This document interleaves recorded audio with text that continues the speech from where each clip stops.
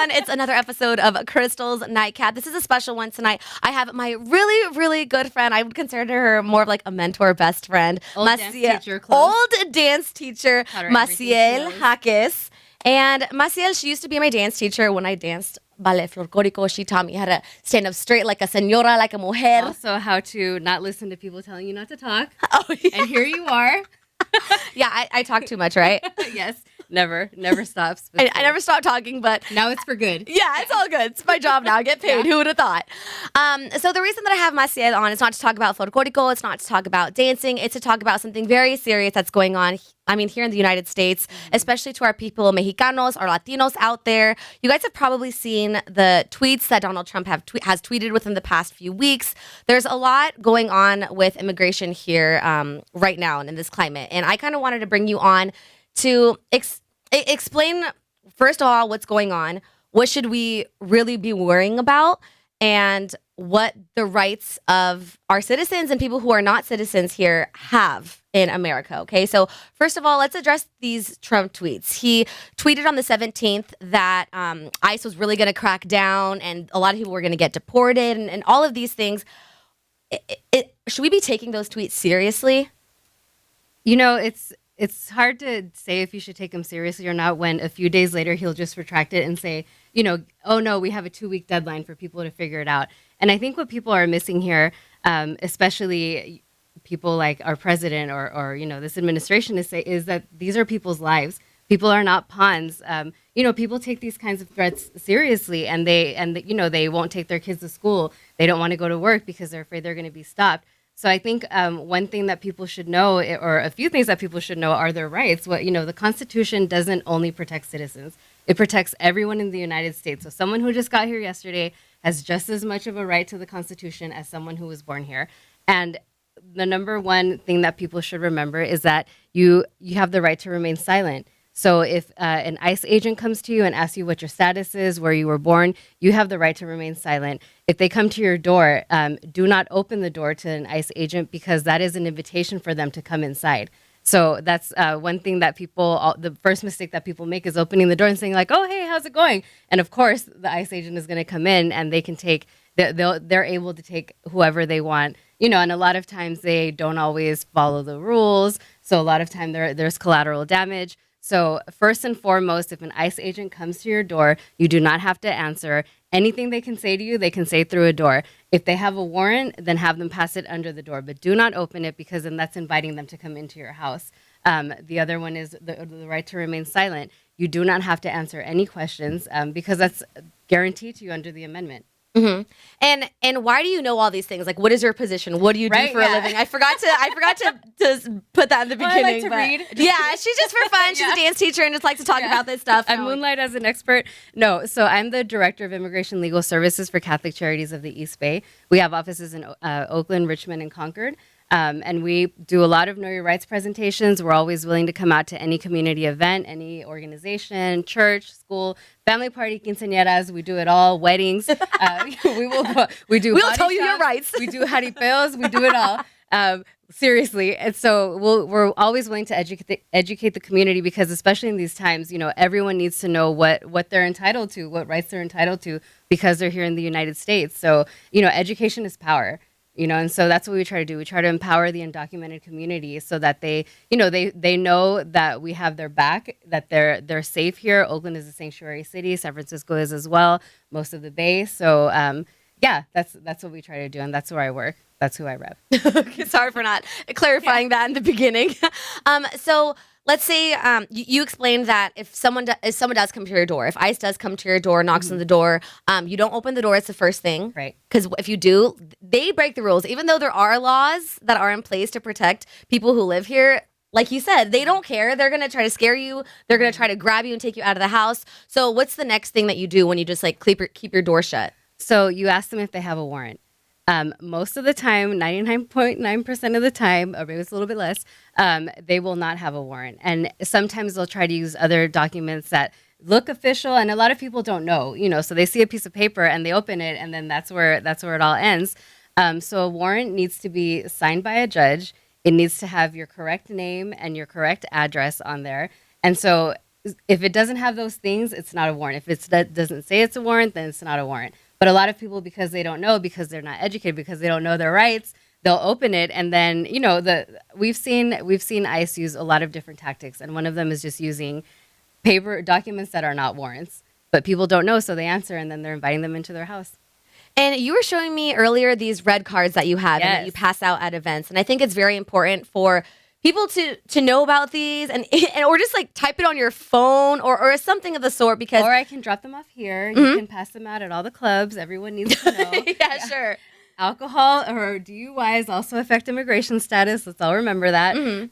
But yeah, so these are some red cards that we have, and these are distributed by the Immigration Legal Resource Center. And it's in English and Spanish, and it says all of your rights. So it says, I do not wish to speak with you. I don't wish to answer your questions or hand you any documents based on my Fifth Amendment right. So it has a lot of good information. So, in the spirit of keeping silent, you could just hand this to someone, and they have to respect that. Whether they do or not, that becomes a whole other civil rights issue. But yes, this is what these cards are. They're free.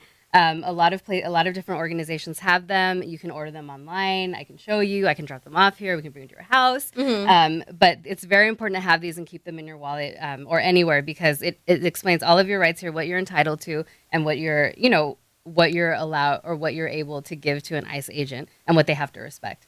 Awesome. Yeah. So you're going to drop some of these off here if you guys want to stop by Wild and for 9. Let the front desk people know, hey, I'm here to get a red card from Crystal, and I'm going to have them for you guys as well if you need to come and grab one of these. I also want to talk about these like concentration camps that I'm going to call them, about the kids who have been separated from their parents.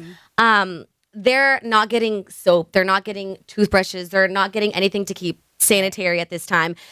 What can we do to help? Do you know anything we can do to help? And do you see this coming to an end anytime soon? Yeah, so I think what people can do to help if they're able to is donate. Donate to a lot of different organizations. We actually sent a team back in October last year to Texas to go to one of these detention centers and provide services to these children, to these mothers who have been separated from their children. It's really sad, and everything that they're saying in the media, it's all true. These are really, really bad conditions that these poor kids are being forced to be in just because their parents want a better life for them, just like everyone else's parents wanted hundreds and hundreds of years ago, when this country was built on immigration. So not much of a difference. So for the people who say, who are against immigrations and refugees and people who think that America has already too many people, we're overpopulated, we don't need more people coming in, what do you have to say to them? I say that immigrants make this country better.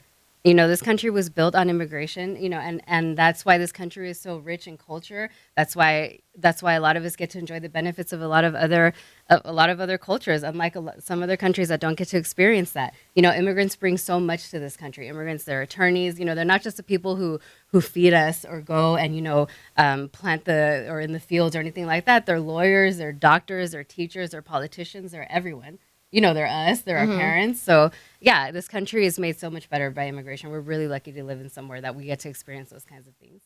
And the awesome thing about Maciel is that you're not only Mexican, you're also Native American, which is so cool because I don't know many Native Americans, and you have your family who came here from Mexico, but also your family who's indigenous and has been here since the beginning. So can you share that part of your family culture and how that ties into what you're doing now for the people, our Latinos as well?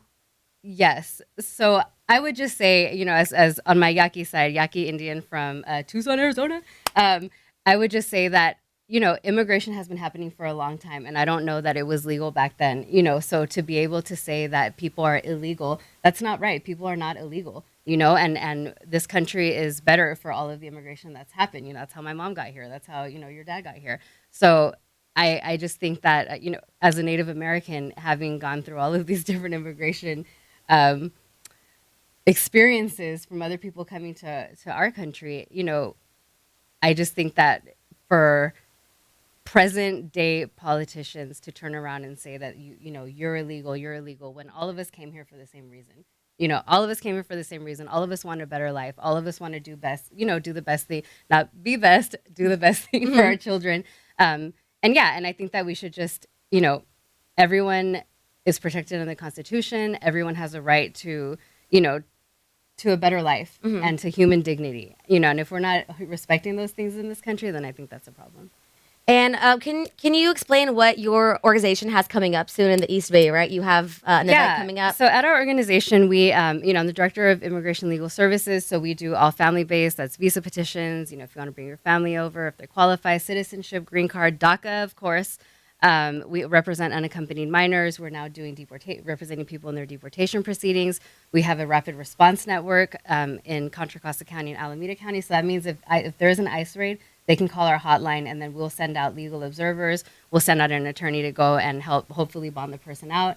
And so next Monday, across the Bay, we are going to have a vigil in response to these ICE raids to kind of just provide a space for people to feel safe, just so that we can all come together as a community. And that's going to be in Oakland. It's going to be happening in Oakland, Concord, and Hayward at 6 p.m. We're still finalizing the location, so I'll get back to you and let you know where that is. But it is next Monday at 6 p.m. July 1st, and it will be a vigil, like a East Bay-wide vigil.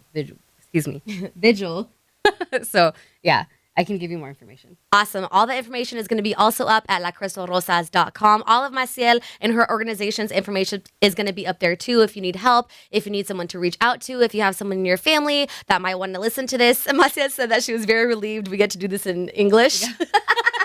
Because usually you're on Telemundo and, and Univision doing this in Spanish. No comment.